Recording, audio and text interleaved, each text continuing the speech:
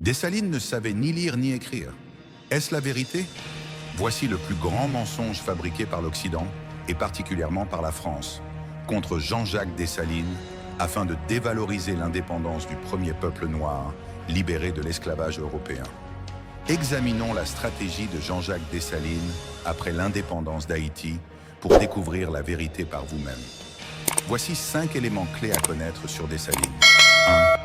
Le 1er janvier 1804 fut choisi par Dessalines pour proclamer l'indépendance. Cette date, facilement mémorable, marquait aussi le Nouvel An, un symbole fort pour des anciens esclaves accédant à la liberté. 2.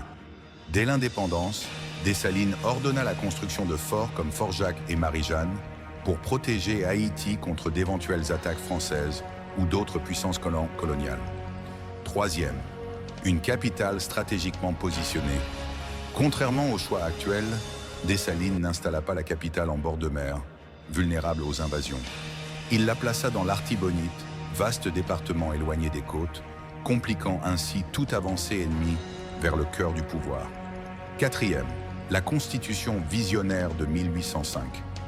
Son article 11 exigeait que chaque Haïtien maîtrise un art mécanique. Pourquoi? Dès 1760, l'Angleterre avait lancé la première révolution industrielle, centrée sur la mécanique, machines à vapeur, etc. Dessalines, informé de cette évolution, y voyait un moyen de remplacer le travail forcé des champs par des compétences techniques. Aujourd'hui, Haïti a malheureusement raté toutes les révolutions industrielles, faute d'infrastructures dédiées à l'innovation.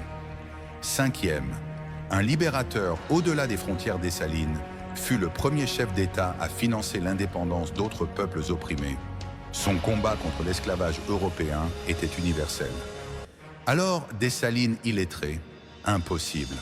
Comment un illettré aurait-il pu réaliser toutes ces choses qui étaient avant-gardistes?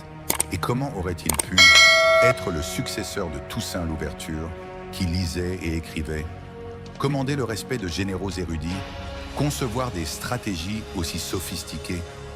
Ce mensonge historique doit être dénoncé. Partagez massivement cette vérité.